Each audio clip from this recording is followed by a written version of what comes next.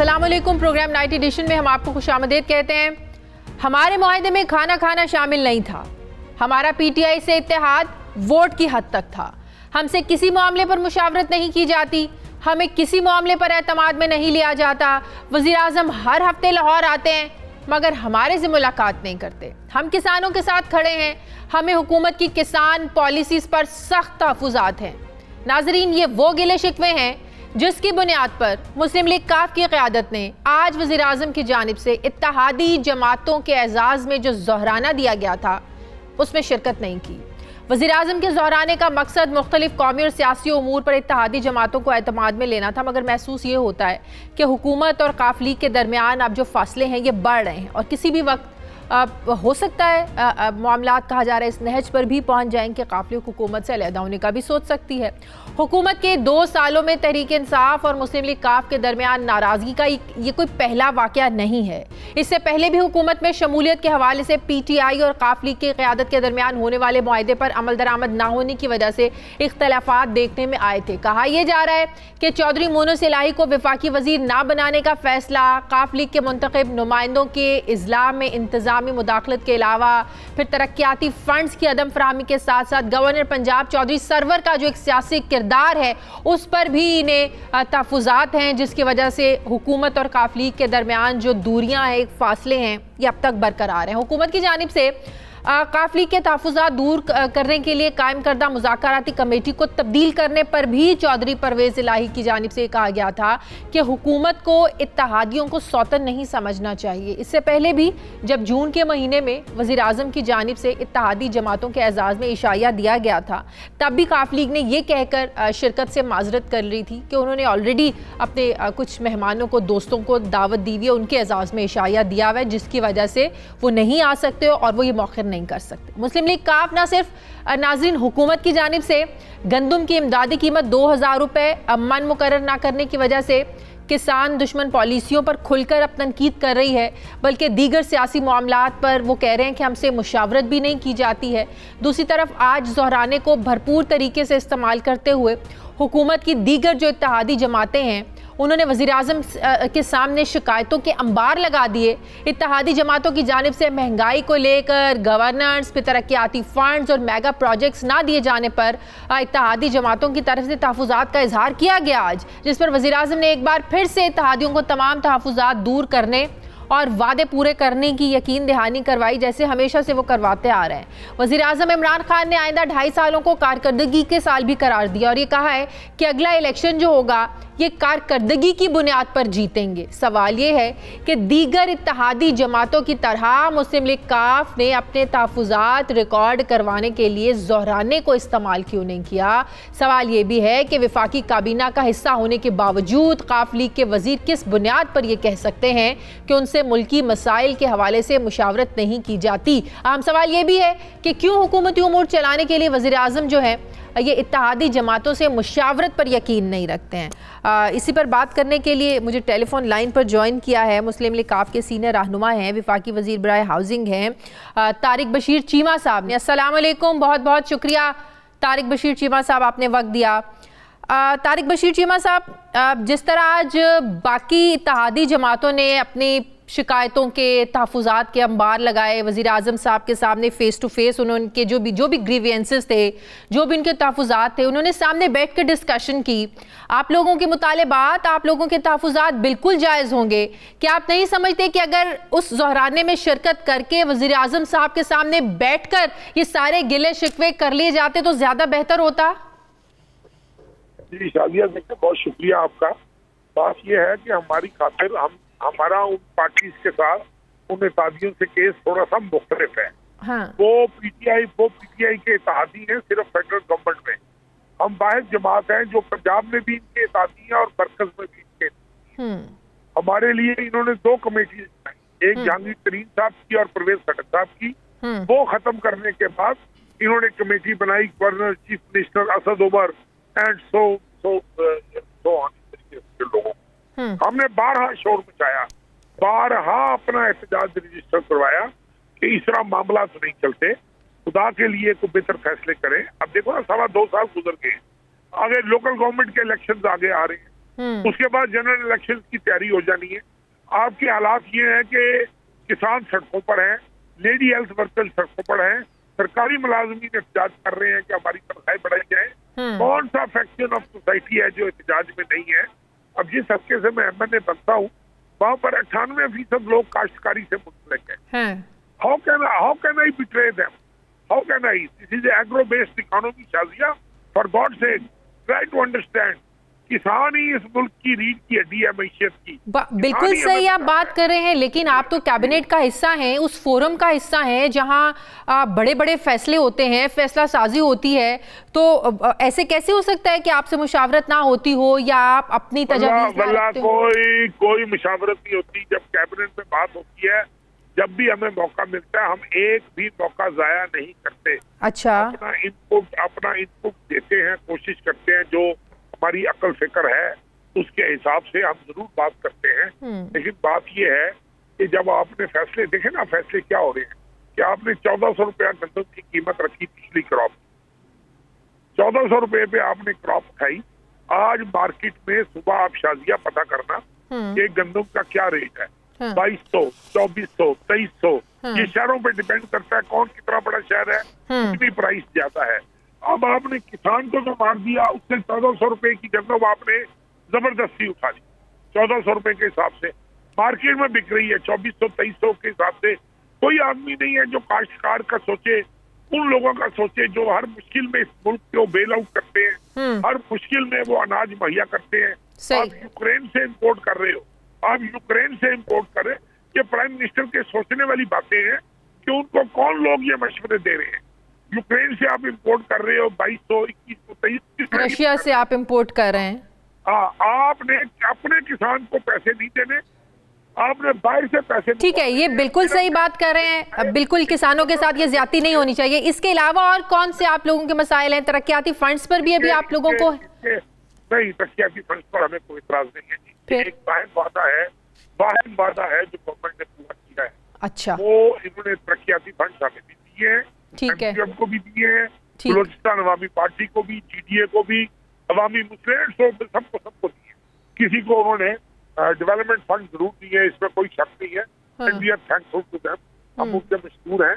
लेकिन development fund देखे ना, हल्के में सड़कें बनवाना या स्कूल खोलना या सीवरेज से किसी गरीब आदमी का पेट शाजिया नहीं भरा जा सकता। ठीक है, हमारा सिर्फ एक मुतालबा है। हम कहते हैं खुदा के लिए होश के नाखून दें, खुदा के लिए वक्त गुजरता जा रहा है, आप मुशावरत से अच्छे फैसले करें, मुल्क की मफाद में हो। किससे मुशावरत करें? आप तो वहाँ पर है ना कैबिनेट में, ठीक है।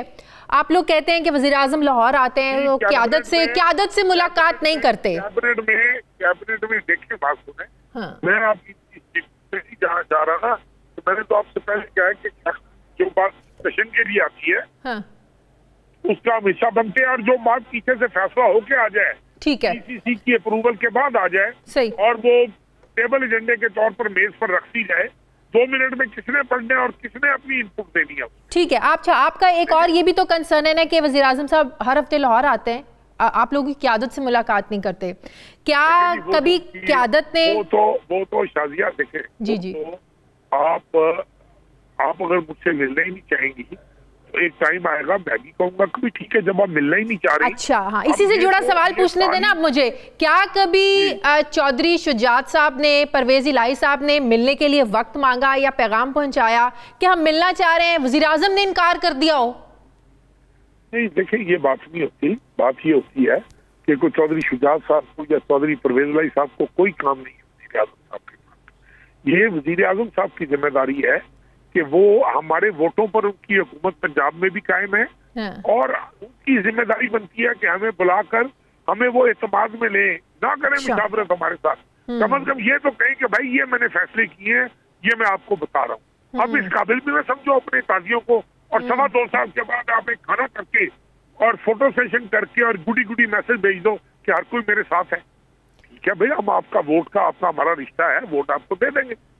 तो आज जो आप लोगों ने एक मैसेज दिया है, उस दोहराने में शरीक ना होकर उसके बाद कोई फेडरल किसी मिनिस्टर की जानिब से कोई राब्ता हुआ कि पूछा गया, आपको इनवाइट किया गया था, आप लोग क्यों नहीं? जी नहीं, जी नहीं। अच्छा, तो 2.5 साल मामलात ऐसे ही चलेंगे या कोई कुछ और सिचुएशन भी हो सकती है, इत्तेहाद से अलहदगी भी हो सकती है?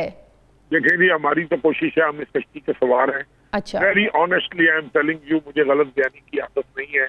हमारी ये कोशिश है रहेगी कि इस इत्तेहाद में दरार न पड़े, इसमें कोई ऐसा शिकाफ ना हो जो पुर ना हो सके। लेकिन अगर इन्होंने अपने दरवाजे हम पर इसी तरह बंद रखने हैं, अच्छा, और इसी तरीके से इन्होंने टेकन फॉर ग्रांटेड लेना है, तो फिर देखे ना, हम एक इंडिपेंडेंट पॉलिटिकल पार्टी है, तो हमने फैसला तो वही करना है जो हमारी पॉलिटिकल पार्टी के फेवर में होगा, बेहतरी में होगा, हम वही फैसला करेंगे। सही, इसका मतलब मामलात उस नहज पर भी जा सकते हैं। बहुत बहुत शुक्रिया मुस्लिम लीग काफ के सीनियर रहनुमा तारिक बशीर चीमा साहब मेरे साथ अब मुझे ज्वाइन किया। वज़ीर मुमलिकत बराए पार्लिमानी उमूर सीनियर रहनुमा पाकिस्तान तहरीक इंसाफ अली मोहम्मद खान साहब ने। अस्सलाम वालेकुम अली मोहम्मद खान साहब। अली मोहम्मद खान साहब, ये बात तो दुरुस्त है, ज़ाहिर है जब एक घर में भी लोग इकट्ठे रहते हैं तो इख्तलाफात हो जाते हैं, सोच में फ़र्क होता है, लड़ाई झगड़े हो जाते हैं, लेकिन फिर हमारे यहाँ ज़ाहिर है हमारे एक माशरे की एक ज़ाहिर एक तरजीहात में ये चीज़ शामिल है, जब कोई नाराज़ हो तो उसको मनाया जाता है, ज़्यादा लंबी नाराज़गी नहीं होती है। लेकिन जब हम मामलात देखते हैं हुकूमत और काफ लीग के, तो मामलात अब कुछ लगता है ज़्यादा संजीदा होने लगे हैं। इन 2-2.5 सालों में हमने देखा कि रूठना मनाना, नाराज़गियाँ, गिले शिकवे, तहफ़्फ़ुज़ात, इनका सिलसिला हमने देखा है पिछले 2.5 सालों में। लेकिन आज एक बार फिर से वज़ीर आज़म के खाने में शिरकत ना करके काफ लीग ने एक बहुत ज़्यादा स्ट्रॉन्ग मैसेज दिया है। बड़ी एक लग रहा है कि वो सही अब आप लोगों से नाराज़ हैं। तो इन 2.5 सालों में क्या उनके ऐसे ग्रीवेंसेस हैं जो आप लोग हल नहीं कर सके या कोशिश नहीं की उनके मसाइल को हल करने की, उनकी बात सुनने की? बिस्मिल्लाहिर्रहमानिर्रहीम। अल्लाहुम्मा सल्लि व सल्लिम मुबारक अला सय्यिदिना मुहम्मद रसूलुल्लाह खातमुन नबिय्यीन सल्लल्लाहु अलैहि व आलिहि व सल्लम। बहुत शुक्रिया जी। काफ लीग और हमारा साथ जो है वो इलेक्शन के बाद से अभी तक अल्लाह के करम से चला है। और एक चीज़ मैं जो हुकूमत के जो सियासी मुखालिफिन हैं उनको मैं ये ज़रूर कहना चाहूँगा कि जितना मैंने चौधरी साहिबान को या काफ लीग को मैंने जो इनको देखा है, क्योंकि हमारे एलाइज हैं और इनके साथ हमारी काफ़ी एक तवील रफ़ाक़त अभी गुजरी है, 2 साल हो गए हैं, तो चाहे जितना भी गिला हो उस पर मैं बात कर लूँगा। लेकिन एक चीज़ मैं उनको कह दूँ कि चौधरी साहिबान की मेरे ख्याल में जब वो आपके साथ खड़े होते हैं तो वो खड़े रहते हैं, गिला उनका रहता है और वो हो भी सकता है। अब गिला क्या है, देखें मरकज़ में तारिक साहब हमारे साथ हैं, चीमा साहब बहुत ऑनरेबल आदमी हैं और बहुत रख रखाव वाले आदमी हैं। मैं उनको उस दिनों से जानता हूँ जब वो मेरे चेयरमैन थे standing committee on science and technology के। तो मामलात को समझने वाले और मामला फहम आदमी हैं और काफ़ी दूरंदेश भी हैं और चीज़ों को संभाल लेते हैं। दूसरी तरफ अगर आप उनका पंजाब में देखें तो हमारे साथ उनके मजबूत वजारतें भी उनके पास हैं और ज़ाहिर स्पीकर का एक बहुत अहम ओहदा भी वहाँ उनके पास है और अच्छी कोऑर्डिनेशन सरदार उस्मान मोहम्मद बज़दार साहब के साथ उनकी है। अब कुछ इश्यूज ऐसे ज़रूर हैं जो मैं नहीं चाहता कि मैं मीडिया पे यहाँ पे करूँ, क्योंकि पार्लिमानी उमूर के वज़ीर के तौर पे बहुत सी चीज़ों का हमें इदराक होता भी है, मिलते भी हैं, मुख्तलिफ मीटिंग्स में मुलाकात होती है। लेकिन मैं समझता हूँ कि कुछ चीज़ें आप अपने एलाइज के साथ आप बंद कौम बैठ के डिस्कस कर लेते हैं, वो मसाइल हल हो जाते हैं। कुछ इश्यूज मैं समझता हूँ कुछ गिले उनके जायज़ भी हैं, वक्त पे वो हल हो जाने चाहिए। बंद कमरों में अगर डिस्कस होते हल होते तो आज फिर ये नौबत ना देखनी पड़ती ना। एक दफ़ा आपको याद है कि बजट जब आ रहा था तब भी एक खाना था, इस तरह वज़ीर-ए-आज़म साहब ने इनवाइट किया था तो काफ लीग ने कह दिया था अभी हमने ऑलरेडी अपने दोस्तों को बुलाया हुआ, इसलिए हमने यहाँ से इसे बहाना कह लें या कुछ भी कह लें। खैर आप एक बात बताएं, जब आप अपने हलके में जाते हैं अली मोहम्मद खान साहब, आपको भी तो ज़ाहिर है शिकायत सुनने को मिलती होंगी ना कि इलेक्शंस के डेज़ में आप लोगों ने ये वादे किए थे, आपके मैनिफेस्टो में ये था, आपने बड़े हमें ख्वाब दिखाए थे, सब्ज़ बाग दिखाए थे। तो इस हद तक तो उनकी ये शिकायतें जायज़ है ना कि तरक्याती काम नहीं हो रहे हलकों में, लोग जाते हैं तो ज़ाहिर है लोग शिकायत करते हैं। तो इस तरह की तो हल मसाइल को हल करने की हुकूमत को कोशिश करनी चाहिए ना जो इत्तेहादियों के हैं। हल्के का जहाँ तक ताल्लुक है, बिल्कुल हल्के की शिकायत उनकी जायज़ है। मैं खुद इस वक्त अपने हल्के में हूँ, क्योंकि कोरोना की वजह से थोड़ा असेंबली का काम जो है वो ऑफ हो गया था। सेक्रेटेरिएट को स्केल डाउन किया गया क्योंकि कुछ शायद कुछ केसेस ऐसे आए हैं इस्लामाबाद में जिसकी वजह से एहतियात की गई। मैंने मुनासिब समझा कि बजाय वक्त वहाँ ज़ाया करूँ, फिर हल्के में आज कुछ काम थे तो बिजली के कुछ काम यहाँ आज किए, शाम तक हम उधर ही बिजी रहे। इसी तरह सारे सियासतदान इसी तरह बिजी रहते हैं। तो हमने तो कोशिश की है कि अपने MNAs और अपने MPAs से ज़्यादा उनको फैसिलिटेट किया जाए। लेकिन ये कुछ चीज़ें ऐसी हैं जो मैं यहाँ पर डिस्कस अगर करूँ कि हमने इतने फंड्स दिए हैं और इतने जो है देने चाहिए, ये चीज़ें इधर डिस्कस करने की नहीं है। मैं पहले अर्ज़ किया कि उनके कुछ गिले बिल्कुल जायज़ हैं और इंशाल्लाह उसको सरदार साहब वहाँ पे, उस्मान साहब पंजाब में देख लेंगे, मरकज में इंशाल्लाह खान साहब भी हैं। तो वज़ीर आज़म साहब ने इस जेस्चर को कैसे लिया? उन्होंने समझा कि वाकई नाराज़गी है, ज़ोहराने में ये मामला डिस्कस हुआ, काफ लीग नहीं आई, काफ लीग को आना चाहिए था, इतनी इंपॉर्टेंस है काफ लीग की कि आज ज़ोहराने में उनको डिस्कस किया गया हो? क्योंकि वो तो कह रहे हैं कि वज़ीर आज़म के लिए तो काफ लीग आम है ही नहीं। नहीं, मैं तो नहीं था, मैं तो हल्के में हूँ आज, मैं मर्दान साइड पे हूँ, तो जाहिर है डिस्कस हुआ होगा। लेकिन कुछ चीज़ें आप डिस्कस कर भी लेते हैं, लेकिन ज़रूरी नहीं होता कि आप उसको मीडिया पे बोलें। अपने एलाइज पे हमें ट्रस्ट है, इंशाल्लाह वो खड़े रहेंगे, वजारत हो भी ना। मैं आपको इतना कह दूँ, मुझे इतना उन पर ट्रस्ट है PMLQ के चौधरी साहिबान पे और तारिक साहब पे कि उनकी वजारत भी ना रखें, फिर भी वो एलाइज के तौर पर हुकूमती बेंचों पर हमें सपोर्ट करेंगे।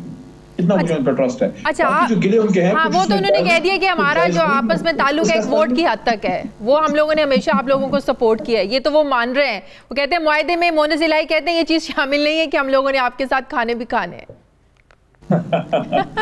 नहीं, कभी देखें, कभी आप किसी चीज़ पे उदास होते हैं तो कोई बात आ भी जाती है, लेकिन इंशाल्लाह अपोजिशन जो है वो अपनी खातिर जमा रखे, 2023 की तैयारी पकड़े और 2023 के बाद इंशाल्लाह एक बार फिर इमरान खान है जी। अच्छा, आपकी एक अच्छी बात है, आप हक और सच की बात करते हैं, चाहे आपकी पार्टी के अंदर कोई गलत बात हो रही है आप उस पर आवाज़ उठाते हैं। ये जो किसानों के साथ पिछले 2-4 दिनों में जो कुछ हुआ है, इवन के कल किसान इत्तेहाद के चेयरमैन भी मेरे प्रोग्राम में थे, कल जब ये चल रहा था, खबरें भी चल रही थी कि उनसे बातचीत हो गई, मुज़ाकरात कामयाब हो गए, धरना ख़त्म हो गया, तो उन्होंने बाकायदा मेरे प्रोग्राम में ये बोला कोई मुआहदा नहीं हुआ, कोई हमारे मुज़ाकरात कामयाब नहीं हुए, हमें डंडे के ज़ोर पर उठाया गया है। ये तो बड़ी गलत बात है कि आप बाहर आवाम को कुछ बता रहे हैं लेकिन आप उनको डंडे के जोर पर उठा रहे हैं। आपको नहीं लगता किसानों के साथ ज्यादती हो रही है? कुछ मुज़ाकरात का तो मैं हिस्सा रहा हूँ, ये अभी गवर्नमेंट एम्प्लॉयज के साथ थे या जो ख़वातीन जो LHPs आई थी, और उसकी इंशाल्लाह हफ्ते एक में इसके मीटिंग स्टार्ट हो जानी है, जो मैं परवेज़ खटक साहब और उसमें अरबाब शहजाद साहब हैं। जो किसानों का मुज़ाकरात थे वो मेरे ख्याल में ज़्यादा पंजाब में हुए हैं और मैं तो वहाँ नहीं था, तो मुझे नहीं पता कि आपस में उनकी क्या डिस्कशंस हुई हैं। लेकिन इतना मैं आपको ये ज़रूर बता सकता हूँ कि दूसरी तीसरी कैबिनेट मीटिंग है जिसमें प्रॉपर फूड सिक्योरिटी पे और वीट पे और शुगर पे और किसानों के बिलखुसूस अभी जो क्रशिंग सीजन स्टार्ट होना है उस पर इमरान खान साहब डिटेल ब्रीफिंग्स ले रहे हैं। और इस बात को भी, ये तरसों ट्यूसडे को जो हुआ है मीटिंग हमारी काबीना की हुई है, उसमें इन डिटेल इन डेप्थ ये स्टडी किया गया है, डिस्कस किया गया, उसमें फैसला साजी की गई है कि ये जो सिंध ने वक्त से पहले रेट्स का ऐलान करके 2000 रुपीस का जो ऐलान किया है उस पे हमने उस पे रिजर्वेशन का भी इज़हार किया गया है कि आप वो बात करें जो प्रैक्टिकली पॉसिबल हो, कि एक ऐसा फैसला हो जिसमें किसान भी खुश हो, उसको भी मुनासिब आमदन मिले, उसको अपना जो है। ऐसे तो नहीं हो सकता एक सूबे के किसान को खुश कर दें तो दूसरे सूबे के किसान को आप नाराज कर दें, ऐसे तो नहीं हो सकता। नहीं, देखें, पहली बात तो ये है कि ये प्रेरोगेटिव फेडरल गवर्नमेंट का होता है और वही उसको करेगी। दूसरा ये है कि किसान पे पॉलिटिक्स जो करता है वो जुल्म इस मुल्क से ये करेगा कि पाकिस्तान प्रीडोमिनेंटली आज भी 60 से 65%, 60 से 65% आज भी हम एग्रीकल्चर मुल्क हैं। हाँ। और काबीना के स्टार्ट में मुझे याद है, हुकूमत के स्टार्ट में एक ब्रीफिंग दी गई थी एग्रीकल्चर पे, और वो फिगर्स जो हमें दी गई वो सुन के तो हमारे तो कान खड़े हो गए कि 18वीं तरमीम के जहाँ बहुत से फायदे हुए, 18वीं तरमीम का एक नुकसान बहुत बड़ा ये हुआ कि एक वो मुल्क जो 65% ज़रई मुल्क है उसमें जब आपने एग्रीकल्चर फुली नीचे डिवॉल्व कर दिया सूबों में, तो वहाँ फैसला साजी का फुकदान रहा। और एक फिगर पेश की गई काबीना में, वो बड़ी एस्टॉनिशिंग थी। वो ये थी कि सिर्फ किसी सूबाई या मरकज़ी हुकूमत की बात नहीं थी, रियासत पाकिस्तान एज अ स्टेट, सूबाई प्लस मरकज़ी हुकूमतें मिला के 18वीं तरमीम के बाद, शादिया साहबा you will be amazed when you here this, कि एक 65% ज़रई मुल्क में पिछले 2011-12 से जब से ये 18वीं तरमीम आई है तो 60% के करीब स्पेंडिंग ज़राअत पे रियासत ने कम की है, मतलब सूबे में और मरकज को मिला के। अब आप मुझे ये बताएं कि ये कितना बड़ा क्रिमिनल सिन है। अब इसको भी, इस पॉइंट को भी देख लें कि आप 2000 की सपोर्ट प्राइस अनाउंस करना चाह रहे हैं या आपने की है, एक तो आपके पास उसका इख्तियार नहीं है, हमेशा मरकज करता है क्योंकि मरकज ने पूरे मुल्क की फूड सिक्योरिटी देखनी है, हमने AJK और JB की भी देखनी है। दूसरी बात यह है कि क्या ये प्रैक्टिकल है, आपने किसान को वो प्राइस देनी है जिससे उसका भी फायदा। बाहर के किसान से भी क्यों ज्यादा ले रहे हैं? अपने को 2000 देने पे एतराज है, बाहर आप 2500 ले रहे हैं रशिया से। देखें, इसको भी मैं क्लियर करता हूं आपको। पहली बात तो यह है कि 2000 शायद मरकज उसको ना कर सके, उसको जाहिर है कुछ ना कुछ उसमें कमी होगी, क्योंकि किसान को भी दो बार आपने मेरी बात काटी है। देखें, किसान को आपने फैसिलिटेट करना है किन चीज़ों में? 2-3 चीज़ों में। नंबर 1 कि उसको जो अभी उसने कटाई जो की है, उसने जो अभी वो मार्केट में अपना वीट लेके आ रहा है, गंदम, उसको बेहतर प्राइस मिले, नंबर 1। नंबर 2, उसको बीज अच्छा मिले और अच्छे प्राइस पे मिले। और तीसरा ये है कि उसको बिजली सस्ती मिले। एक ऐसे लेवल, जी, उसको आप एक ऐसे लेवल पर रखें कि उसने जो भी चीज मार्केट की है, गंदम उसने मार्केट की है या उसके अलावा और भी फसलें अभी जो है शुगर केन की क्रशिंग हो रही है, वो मार्केट में वायबल रहे, उसकी प्राइस ऐसी हो कि ऐसा ना हो कि अचानक इतना शूट अप हो जाए आपकी प्राइसेस, क्योंकि किसान को भी देखना है लेकिन आपने आवाम को भी देखना है। तो किसान को अच्छी प्राइस पे मिले, लेकिन आटा और ये कमोडिटीज इतनी हाई प्राइस पे ना चली जाएं, क्योंकि हर आदमी तो किसान नहीं है, तो आपने सबका देखना होता है, सबको देखना होता है। एक तरफ आप कम कीमत नहीं देंगे किसान को, मुनासिब कीमत देंगे ताकि उसको फायदा हो, लेकिन साथ में उतना हाई भी ना चला जाए कि आम आदमी जो रोटी खा रहा है वो खरीद ही ना सके या बहुत महंगा चला जाए। जहां तक आपने उसकी रूस वाली बात की है, वो तो एक इमरजेंसी बुनियाद पे किया गया है ताकि जो आपकी डिमांड एंड सप्लाई में जो एक कमी आने का एहतमाल था वो ना आए, आपको सरप्लस रहे, ताकि बीच में मिडलमैन जो है और ब्लैक मार्केटियर्स, जखीरा दोस्त वो फायदा ना उठा सकें। ये बहरहाल मैं फिर ये कहना चाहूंगा, जितना इमरान खान साहब किसान से सोच रहे हैं उसके लिए फैसला साजी करें। माजी में किसी ने नहीं किया। 60% तो आपने स्पेंडिंग कम कर दी, आप किस तरह किसान की बात कर सकते हैं? आप तो बात ही नहीं कर सकते। एक ज़राई मुल्क की आपने कमर तोड़ दी, 60% स्पेंडिंग, मतलब 100 रुपए किसान के काट दिए। बहुत शुक्रिया। वज़ीर मुमलिकत बराए पार्लिमानी उमूर अली मोहम्मद साहब मेरे साथ थे। मुझे नाज़रीन प्रोग्राम में एक ब्रेक लेनी, वापस आते हैं वक्फे के बाद।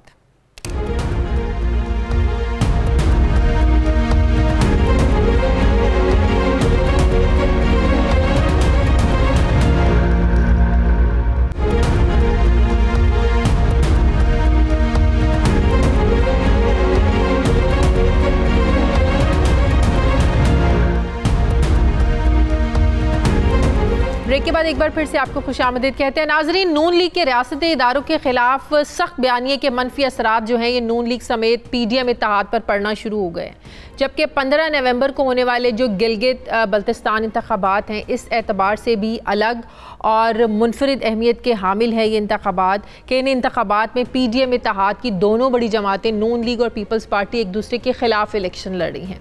PDM के गुजरांवाला, कराची और कोयटा में होने वाले जलसों में स्टेज शेयर करने वाले बिलावल भुट्टो और मरियम नवाज इस वक्त दोनों गिलगित बल्तिस्तान में मौजूद हैं, लेकिन दोनों अपने ही जमात के उम्मीदवारों को जितवाने के लिए कोशा हैं। PDM इत्तेहाद में भी दोनों जमातों का मकसद हुकूमत गिराकर इक़्तिदार को हासिल करना है और गिलगित बल्तिस्तान में भी दोनों जमातें इक़्तिदार ही चाहती हैं, लेकिन एक जगह साथ हैं और एक जगह मुखालिफ हैं, लेकिन मकसद एक है और वो है इक़्तिदार। क्या मौजूदा वक्त में नज़रिया ज़रूरत की इससे बड़ी मिसाल कोई और होगी? मरियम नवाज ने आज गिलगित बल्तिस्तान के इलाके गंबा में इंतखाबी जलसा किया और खिताब करते हुए कहा कि जो पार्टी छोड़ जाएं, दबाव में आ जाएं और भरोसा तोड़ दें, कारकुनान उनका घेराव करें। मरियम नवाज ने यह भी कहा कि मुस्लिम लीग नून के गिलगित बल्तिस्तान में 16 उम्मीदवार थे, जिनमें से 8-9 को उन्होंने तोड़ लिया है, लेकिन जो उम्मीदवार थोड़ा दबाव बर्दाश्त ना कर सके, अपने हक के लिए खड़ा ना हो सके, वो अवाम के हक में क्या खड़ा होगा? वो नहीं खड़ा हो सकता। सवाल ये है कि क्या मरियम नवाज भूल गई कि आमरीत का दबाव तो नवाज शरीफ भी बर्दाश्त नहीं कर सके थे, वो नहीं रुके थे और 2000 में अपनी सारी पार्टी को छोड़कर वो जद्दा चले गए थे। तब नवाज शरीफ हक पर थे अगर, तो खड़े क्यों नहीं हुए? पार्टी रहनुमाओं को खुद क्यों कैद में छोड़कर वो जद्दा चले गए? नवाज शरीफ अगर आज भी हक पर हैं तो मुल्क वापस आकर फिर अपने खिलाफ जो जारी मुकदमात हैं उनका सामना क्यों नहीं करते? ज़मीनी हक़ाइक़ तो ये बताते हैं कि नून लीग का जो बयानिया है ये गैर मकबूल हो रहा है। जहाँ एक तरफ नून लीग के रहनुमा इस बयानिए से इजहार ला ताल्लुकी कर रहे हैं, वहीं दूसरी तरफ ना तो पीपल्स पार्टी इस बयानिए में साथ देती हुई नजर आ रही है और ना ही JUI के अहम रहनुमा इसमें नून लीग के साथ खड़े हुए नजर आ रहे हैं। और लग ऐसे रहा है अब के इदारों के खिलाफ इस बयानिए ने PDM इत्तेहाद में भी शायद फूट डाल दी है। हमारे ही प्रोग्राम में जब हमने पीपल्स पार्टी के नायब सदर सेनेटर शहरी रहमान से अयाज सादी के बयानिए पर तजिया करने को कहा, उनसे पूछा तो ज़रा देखिए उन्होंने बात को टाला कैसे। अयाज सादिक का बयान काबिल मज़म्मत नहीं है क्या? देखिए, अयाज सादिक का बयान जो भी है वो खुद उसकी बात कर रहे हैं, मैं इस पर नहीं आऊँगी। इसी तरह JUIF के रहनुमा हाफिज़ हुसैन अहमद भी नून लीग के खिलाफ बयानिए के खिलाफ खुलकर सामने आ गए हैं। हाफिज़ हुसैन अहमद का कहना है कि नवाज शरीफ ने कोयटा जलसे में एक बयानिया दिया था, लेकिन इससे पहले PDM के रहनुमाओं को एतमाद में नहीं लिया गया। हाफिज़ हुसैन अहमद ने नून लीग और पीपल्स पार्टी पर अदम एतमाद का इजहार करते हुए ये भी कहा कि नून लीग और पीपल्स पार्टी चंद दिनों बाद जो हमारे साथ करने वाले हैं वो जल्द सामने आ जाएगा। सवाल ये है कि जिस इत्तेहाद में एक बयानिए पर इत्तफाक नहीं है, क्या वो इत्तेहाद हुकूमत गिराने में कामयाब हो पाएगा और क्या PDM इत्तेहाद जल्द वाकई ही टूटने वाला है? मैं बात करूंगी, इस पर मुझे ज्वाइन किया है मुस्लिम लीग नून के रहनुमा अता तारड़ साहब ने। अस्सलाम वालेकुम, बहुत बहुत शुक्रिया अता तारड़ साहब आपका। अता तारड़ साहब, बात ये है कि नून लीग का इदारों के ख़िलाफ़ जो बयानिया है इसमें कोई शक नहीं है कि ये दिन ब दिन मज़ीद सख्त होता जा रहा है। आज भी गिलगित बल्तिस्तान में जो इंतखाबी मुहिम चल रही है, मरीम नवाज़ साहिबा इसमें खुलकर बोली, फिर इदारों के ख़िलाफ़ उन्होंने जो है ना वो एक तकरीर की, अपना बयानिया एक दफ़ा फिर उन्होंने अपने सामने रखा। आपको नहीं लगता कि पार्टी के अंदर भी बहुत से लोग ऐसे हैं जो क़यादत के इस बयानिए के साथ चलने वाले नहीं हैं और इसका आने वाले दिनों में पार्टी को मजीद नुकसान होगा? बहुत शुक्रिया शादिया साहिबा। देखिए, हमारी जो क़यादत की बात है, जो बयानिया है, वो आइन की और कानून की हुक्मरानी के हवाले से है। आइन पाकिस्तान एक किताब है जो तमाम पाकिस्तान के जो मामलात हैं, हुकूमत किस तरह चलनी है, क्या हुदूद क़यूद हैं, उसको उसका तयन भी करती है, उसको तय भी करती है। तो हम तो आइन की हुक्मरानी की बात करते हैं, बाकी हमारी किसी से कोई इस तरह की लड़ाई नहीं है, ये कोई ज़ाती लड़ाई तो नहीं है। और देखिए, आज मरीम नवाज शरीफ साहिबा ने भी सियाचिन ग्लेशियर पर जो जवान, जो अफसर ड्यूटियाँ सर अंजाम देते हैं, उनको भी सलाम पेश किया। बात किसी इदारे की नहीं है, बात इस बात की है कि सियासत में एक जो मुदाखलत है वो नहीं होनी चाहिए, और उस हवाले से आगे फिर सारे मामलात हैं। हमारी जमात के अंदर देखिए, इस जमात को बहुत कोशिश की गई। हमारी जो पार्लियामेंट्री स्ट्रेंथ है, पंजाब में हमारे 166 मेंबर्स हैं, कौमी असम्बली में हमारे 86 मेंबर्स हैं, मगर अभी तक अल्हम्दुलिल्लाह पार्टी इंटैक्ट है। बलूचिस्तान में एक मसला ज़रूर आया, वो एडमिट भी करना चाहिए, आया। वो कबायली नौयत का मामला था जिससे इख्तलाफात पैदा हुए। सनाउल्लाह ज़हरी साहब की और अख्तर महंगल साहब की जो मुखालफत थी या दुश्मनी कह लें, वो कबायली दुश्मनी थी और वो पिछली कई दहाइयों से चल रही है। उस पर इख्तलाफात हुए। कादर बलोच साहब का बयानिया वो भी खुलकर उन्होंने सबके सामने कहा है कि नून लीग जिस बयानिए के साथ चल रही है, जिस तरीके से इदारों को टारगेट कर रही है, फौज को टारगेट कर रही है, हम नहीं चल सकते साथ। देखिए, बिल्कुल जो बुनियादी मसला था वो कबायली इशू से उठा और उसके बाद उन्होंने बाकी रीज़न साइट किए और वो उनका हक है, वो ज़रूर करें। मगर कहने का मकसद ये है कि जो जलसे जुलूसों के अंदर, पार्टी मीटिंग्स के अंदर हम जोशो खरोश देखते हैं और जिस तरीके से हमारे पूरे मेंबर्स जो हैं वो कमिटेड हैं, वो साथ खड़े हैं अपनी क़यादत के। पार्टी के अंदर मुख्तलिफ अप्रोचेज़ ज़रूर हो सकती हैं, यानी मेरी राय किसी और से मुख्तलिफ हो सकती है, किसी और की मेरे से मुख्तलिफ हो सकती है, बट हैविंग सेड दैट, आप अयाज सादी के बयानी के साथ खड़े हैं, जो उन्होंने बात की, जो उन्होंने असेंबली के फ्लोर पर बात की, आप उनके साथ खड़े हैं, उन्होंने बिल्कुल ठीक कहा जो बात की। मैं बिल्कुल अयाज सादिक साहब के साथ खड़ा हूँ। अच्छा। मैं उनके मौक़िफ़ को इंडोर्स करता हूँ। उसकी वजह क्या है? उसकी वजह यह है कि अयाज सादिक साहब ने कहा कोई पाकिस्तान एयरफोर्स पे सवाल नहीं उठाया, कोई हमारी विक्ट्री पे सवाल नहीं उठाया, जिस महारत से भारतीय जहाज़ को गिराया गया हम सलाम पेश करते हैं, खराज तहसीन पेश करते हैं। उन्होंने सवाल क्या उठाया? उन्होंने फॉरेन मिनिस्टर पे सवाल उठाया और अभिनंदन को छोड़ने के वाले से सवाल उठाया, और साथ उन्होंने कहा कि भारत की ना जुर्रत है ना थी कि वो हमला करता। ये उन्होंने बात की। उन्होंने सियाको सबाक बयान किया, उन्होंने वजाहत दी। वजाहत देने के बाद जो इंडियन चैनल्स और इंडियन मीडिया पे बात हो रही थी उसी को रिपीट किया गया पीटीआई के नुमाइंदों की तरफ से पाकिस्तानी चैनल्स के ऊपर। फवाद चौधरी साहब को भी मैं सलाम पेश करता हूं, वो इंडियन चैनल पे गए और उन्होंने कहा कि जी ये पॉलिटिकल स्टेटमेंट थी और फॉरेन मिनिस्टर के खिलाफ थी और सियाको सबाक से हट के पेश किया गया है। तो अगर अब सच क्या वो है जो इंडियन चैनल्स और इंडियन एंकर्स और यहाँ पे लेकिन जो तासुर गया कि टांगे कांप रही थी, रात को इंडिया हमला करने वाला है, आप देखें आप दूसरे मुल्क को, दुश्मन मुल्क को मैसेज क्या दे रहे हैं। बाद में जितनी मर्जी वजाहतें आ जाएं, लेकिन आपकी पार्टी के अपने बहुत से लोग जो अंदर खाते ये बातें कर रहे हैं कि ये बयान नहीं देना चाहिए था।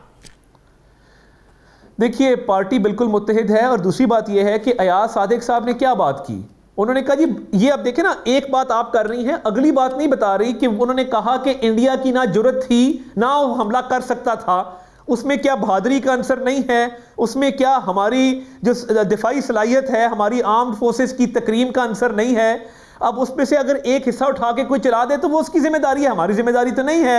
और दूसरी बात यह है कि ये जिस तरीके से हमारे मुखालफीन ने और तहरीक इंसाफ ने इस मामले को उठाया है, उस तरह तो इमरान खान साहब के 2500 बयान हैं जो इंडिया में बैठ के दिए, इंडियन चैनल्स को दिए, फिर देखिए ना, फिर तो इसका कोई एंड नहीं है। लेकिन हम बदकिस्मती से यही तो ट्रेंड हमारा यही तो एक अलमिया है कि एक दूसरे के गलत बयानों के पीछे छुपने की, जस्टिफाई करने की कोशिश करते हैं, जिसकी वजह से आज हम यहाँ खड़े हैं। उसने ये किया, मैंने कर लिया तो क्या हुआ? नहीं मगर नहीं देखिए मैं बड़ा क्लियर हूं। मेरी अगर आप राय पूछें, मेरी नज़र में कोई भी पाकिस्तानी सियासतदान गद्दार नहीं हो सकता। जो अवाम में से आता है, जो पाक सरजमीन की गली मोहल्लों से आता है, अवाम के वोट लेके आता है, वो जैसा भी हो, वो इनकॉम्पिटेंट हो सकता है, वो नालायक हो सकता है। पाकिस्तानी सियासतदान गद्दार नहीं हुआ करता, वो किसी भी पॉलिटिकल पार्टी से हो। ये मेरे ईमान का हिस्सा है, मैं इसको मानता हूँ। सही। अब जिस तरीके से अयाज सादिक साहब वाला जो शाह महमूद कुरैशी के वाले से उन्होंने बयान दिया और उसका आगे सियाको सबाक भी बयान किया, अब उसको इस तरीके से उठाया गया कि उसमें पाकिस्तान का नुकसान हुआ। इतनी सियासी मैच्योरिटी का मुजाहरा करना चाहिए था कि उसको इस तरह ना किया जाता। फिर वजीर आजम ने हर जगह पे बैठ के कहा कि इसको डाई डाउन ना करने दिया जाए, इसको मजीद उछाला जाए। आज देखिए इतने दिन गुजरने के बाद आज हम फिर उसको डिस्कस कर रहे हैं, क्योंकि ये चाहते हैं हमारे मुखालिफ कि डाई डाउन ना हो। इस पे साथ नहीं है ना आपके पीडीएम के। अभी हाफिज हुसैन अहमद साहब से भी मुझे बात करनी है, उनके बयानात आप सामने देख लें, वो कोई भी साथ नहीं खड़ा है। आपकी पार्टी के मलिक अहमद खान साहब मेरे प्रोग्राम में आकर कह चुके हैं कि इस तरह के बयानात नहीं देने चाहिए। मतलब कि सिर्फ मीडिया की बात ना करें, आपकी पार्टी के अपने लोग पीडीएम के इत्तेहाद में जो आपकी दो और जमातें हैं वो भी इसके अगेंस्ट है। मैंने तो नहीं मैं मीडिया की बात नहीं कर रहा, बट देखिए फजल रहमान साहब इस बयान के बाद अयाज सादिक साहब के घर गए, वो JUIF के लीडर हैं। हाँ। उन्होंने बाहर आके मीडिया टॉक की और उन्होंने उनको कहा कि हम इनके साथ खड़े हैं। और अगर किसी की ज़ाती राय है उसका बिल्कुल हमें बड़ा एहतराम है, मगर ये जो तासुर हमारे मुखालफीन की तरफ से, और मैं जब मुखालफीन कहता हूँ तहरीक इंसाफ की बात करता हूँ, कि उनकी तरफ से जो तासुर दिया जा रहा है कि हमारी पार्टी डिवाइडेड है या हमारे लोग छोड़ रहे हैं इस मामले के ऊपर, वो तासुर दुरुस्त नहीं है। अच्छा, मरियम नवाज ने जो आज गिलगित बल्तिस्तान में जो कहा, पहली तकरीर ही उन्होंने बड़ी वो मतनाज़े उन्होंने बात कर दी कि जो उम्मीदवार नून लीग को छोड़कर जाए, दबाव बर्दाश्त ना कर सके, पार्टी के लिए खड़ा ना हो सके, कारकुन उसके घर उसका जो है ना वो घेराव कर लें। आपको लगता है ये रवैया दुरुस्त है? वैसे वोट को इज्जत दो वाली बात करते हैं, और दूसरा अगर कोई पार्टी छोड़ के जाना चाहता है तो घेराव कर लेना या उसको प्रेशराइज करना, उल्टा ये तो आप लोग प्रेशराइज करने वाली बात कर रहे हैं। नहीं देखिए, हर जमात में हमने बड़ा हौसला, बड़ा सब्र और बड़े तहम्मुल का मुजाहरा किया है। हाँ। हमने 126 दिन के धरने बर्दाश्त किए, हमें गालियां दी गई, हमला किया गया पार्लियामेंट पे, प्राइम मिनिस्टर हाउस की तरफ एडवांसमेंट की गई, गिरेबान से पकड़ लो, घसीटो सड़कों के ऊपर, मार दो, ठोक दो, लटका दो। हमने बहुत बर्दाश्त किया। देखिए अब हमारा सियासी वर्कर हमारे से सवाल करता है, मैं अपने हल्के में जाता हूँ, लोग पूछते हैं कि जनाब अता साहब ये जो लोग छोड़ के जा रहे हैं तो क्या हमें हक नहीं है कि हम इनके खिलाफ बोले? हमारे अपने जिले के अंदर अशरफ अंसारी नामी आदमी रोज हमारे खिलाफ तकरीर करता है, हमारे कारकुन के जज्बात मजरूह होते हैं, हम एक लिमिट तक हल्के के लोग ये नहीं कहते कि जो बयानिया नवाज शरीफ लेकर चल रहे हैं अपने इदारों के खिलाफ या एस्टैब्लिशमेंट के खिलाफ या फौज के खिलाफ, वो भी नहीं करना चाहिए। यकीनन हल्के के लोग ये भी तो कहते होंगे। वो पता है क्या कहते हैं? क्या कहते हैं? चले आपने पूछा तो मैं बता देता हूँ वो क्या कहते हैं। वो कहते हैं कि जिसको लाया गया है, जिसका नाम इमरान अहमद न्याजी है, इसने हमारी जिंदगी तबाह कर दी है। हम अनाज उगाने वाले लोग हैं, हम गंदम एक्सपोर्ट करते थे, आज हम यूक्रेन से गंदम मंगवा रहे हैं। वो ये कहते हैं कि मैं अपने बाप की दवाई कहां से पूरी करूं जिसमें 500 गुना इजाफा हुआ है, मैं अपनी गाड़ी में या अपने मोटरसाइकिल में पेट्रोल कहां से डलवाऊं जिसमें इन्होंने कई गुना इजाफा कर दिया है, मैं अपने बच्चों की फीस कहां से अदा करूं। आटा 80 रुपए किलो मिल रहा है, अशियाए खुर्दोनोश की कीमतें बिल्कुल एक तस्वुर से बाहर है कि 2 साल में इमरान अहमद न्याजी और इनकी हुकूमत ने जिस मुल्क के साथ किया है, लोग ये सवाल करते हैं अगर आप सच पूछते हैं। बिल्कुल, लेकिन ये भी इस चीज़ को जस्टिफाई नहीं करता कि मुल्क के इदारों को टारगेट किया जाए, निशाना बनाया जाए। बहुत बहुत शुक्रिया। मुस्लिम लीग नून के रहनुमा अता तारिर साहब मेरे साथ नाज़िम। मुझे प्रोग्राम एक ब्रेक लेनी, ब्रेक के बाद वापस आएंगे। सीनियर रहनुमा JUIFA हाफिज़ हुसैन अहमद साहब मुझे ज्वाइन करेंगे। वापस आते हैं एक वक्फे के बाद।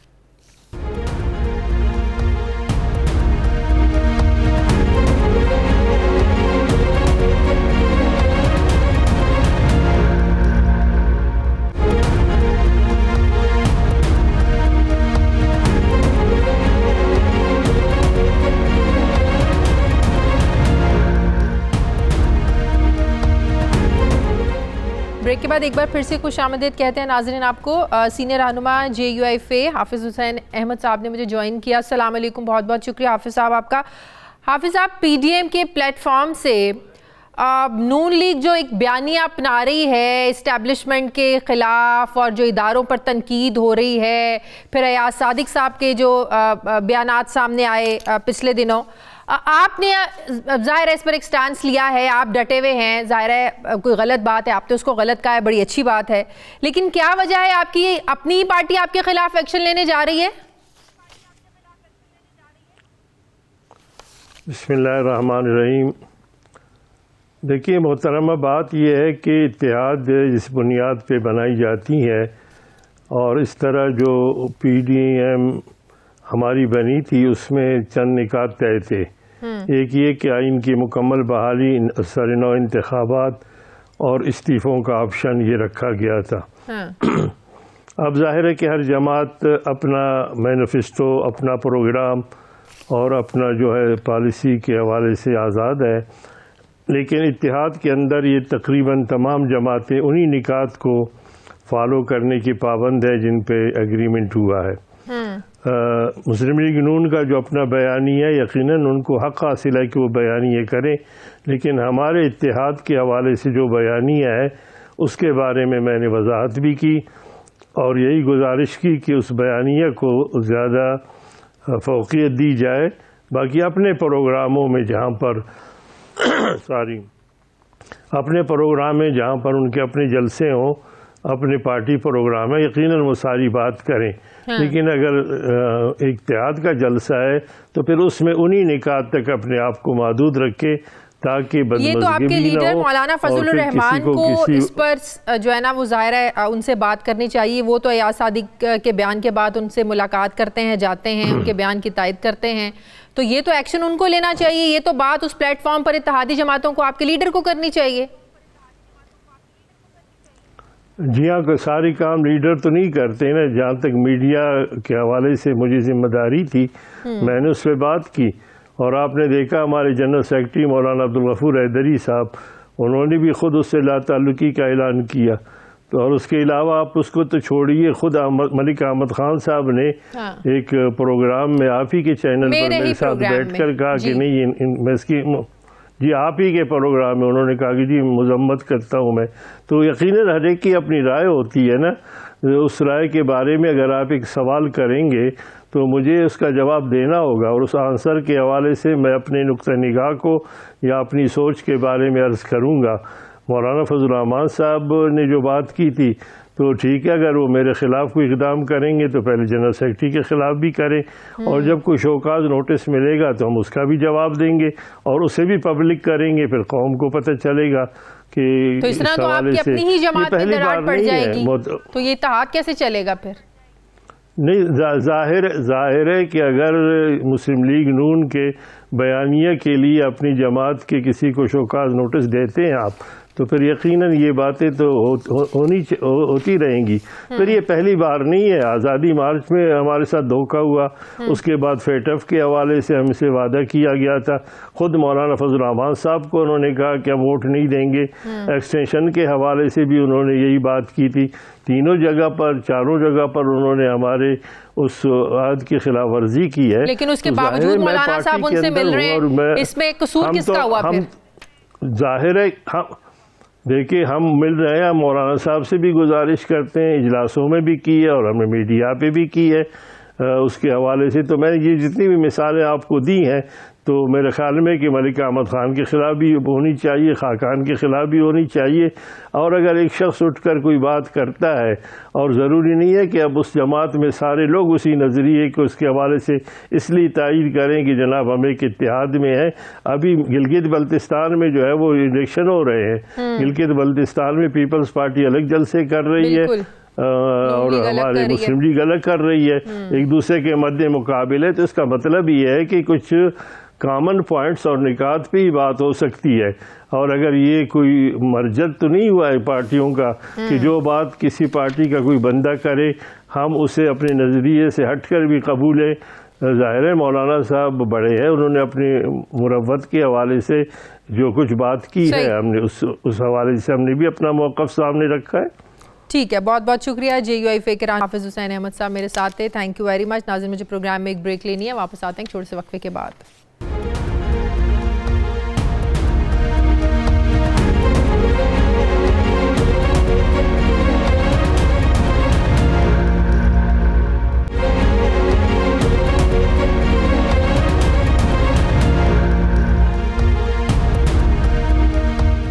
ब्रेक के बाद एक बार फिर से आपको खुशामदीद कहते हैं। नाज़रीन, अमरीकी सदारती इंतखाबात में दिलचस्पी रखने वाले ये सवाल करते हुए नज़र आ रहे हैं कि आखिर क्या वजह है कि अमरीका जैसे मजबूत जमहूरियत के आमिल मुल्क में मंगल 3 नवंबर को जो इंतखाबात के लिए वोटिंग हुई उसका नतीजा 2 रोज़ गुजरने के बावजूद भी अभी तक सामने क्यों नहीं आया। इसका आसान जवाब ये है कि कोरोना की वजह से 10 करोड़ से ज़ायद अमरीकी वोटर्स ने हालिया इंतखाबात में जो डाक के ज़रिए वोट डालने को तरजीह दी और वो अमरीकी रियासतें जहां कांटेदार मुकाबले की पेशगोइयाँ की गई हैं वहां से बज़रिया डाक मौसूल होने वाले वोटों की गिनती जो है ये अभी तक जारी है, जिसकी वजह से हतमी नताइज आने में मज़ीद वक्त लग सकता है। जबकि इब्तदाई गैर हतमी नताइज और अमरीकी जो मीडिया रिपोर्ट्स कर रहा है उसके मुताबिक डेमोक्रेट पार्टी के सदारती उम्मीदवार जो बाइडन सदारत की कुर्सी संभालने और वाइट हाउस में कदम रखने के लिए महज 6 इलेक्टोरल वोटों की दूरी पर हैं।